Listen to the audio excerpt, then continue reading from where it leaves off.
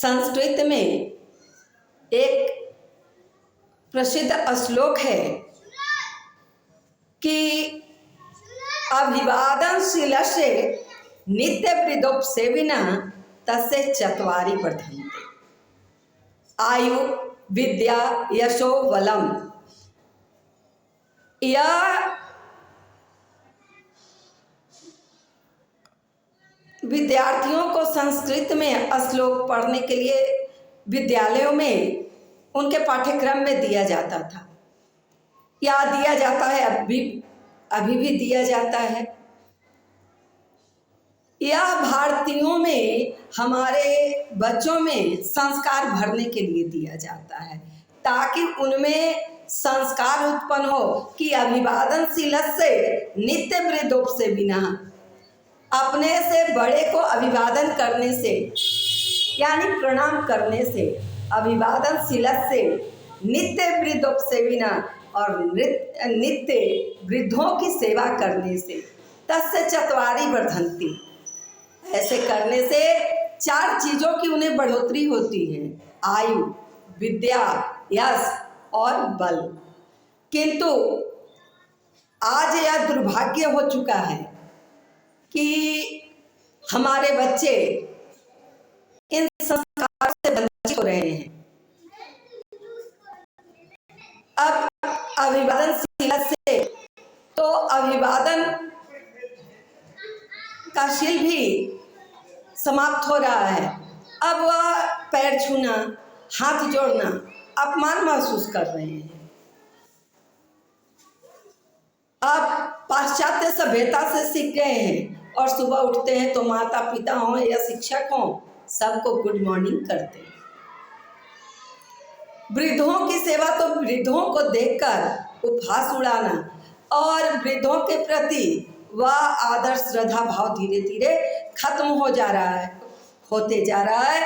और आज हम आभास करते हैं कि हमारे समाज में वृद्धों की यानी हमारे बुजुर्गों की जब इस तरह के संस्कार डेवलप हो रहा है तो हमारे घरों में जो बुजुर्ग हैं उनके प्रति अनास्था का भाव जागृत हो रही है। और जैसे जैसे वृद्ध माता पिता हो रहे हैं उनके बाल बच्चे उन्हें नेग्लेक्ट कर रहे हैं, नज़रअंदाज कर रहे हैं। अब उनकी खुशी उन माता पिता के साथ नहीं बल्कि वह अपने बच्चों, अपनी पत्नी या अपने समाज के साथ समय व्यतीत करते हैं और जो भाव है उन लोग के साथ कुछ हंसी बोली के सब उन लोग के साथ बांटते हैं, खुशियों के क्षण उन लोग के साथ बांटते हैं। अपने बुजुर्ग माता पिता के प्रति उनके साथ आधा घंटा भी समय प्रेमपूर्ण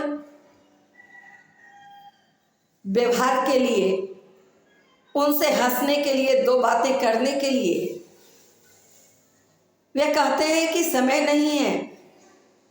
और कई बार तो यह देखने में आता है कि माता पिता अगर दुलार से कह रहे हैं कि बेटा आओ मेरे पास बैठो तो डांट भी देते हैं, अरे आपको काम नहीं है, हम बैठे रहे आपके पास।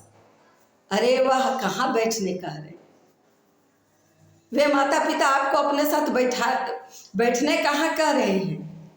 अरे उन्हें लगता है कि मेरा संतान है, इसे इस अवस्था में निहार लूं, उनका हृदय गर्व से फूल रहा है, मेरा संतान इतना तरक्की कर रहा है, लेकिन वह संतान इस भाव को नहीं समझ पाता। एक चीज मैं अनुभव करती हूँ कि सबसे ज्यादा धर्म का निर्वाह हिंदू धर्म में होता है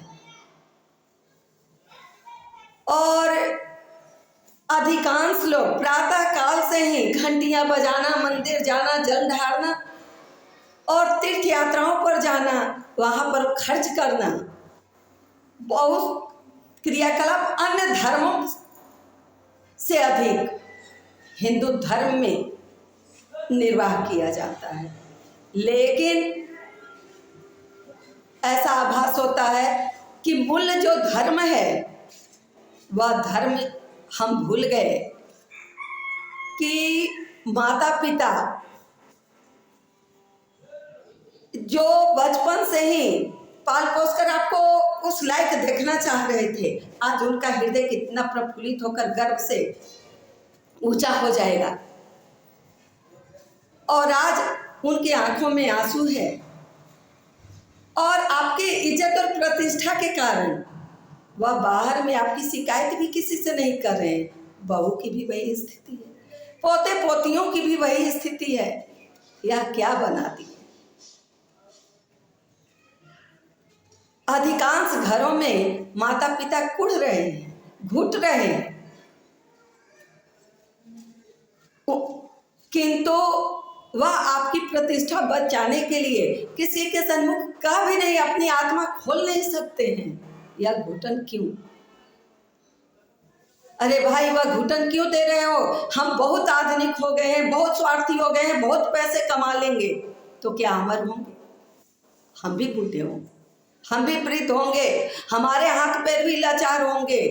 और कल यही दिया हुआ संस्कार जो आज हमारे बच्चे हमसे सीख रहे हैं, कल वही मेरे साथ भी करेंगे। इसलिए हमें अपने बच्चों को वह दिखलाना पड़ेगा कि नहीं, देखो माता पिता के प्रति हमारे क्या भाव रहे हैं और कल के डेट में तुम्हें भी मेरे साथ ऐसा ही व्यवहार करना होगा।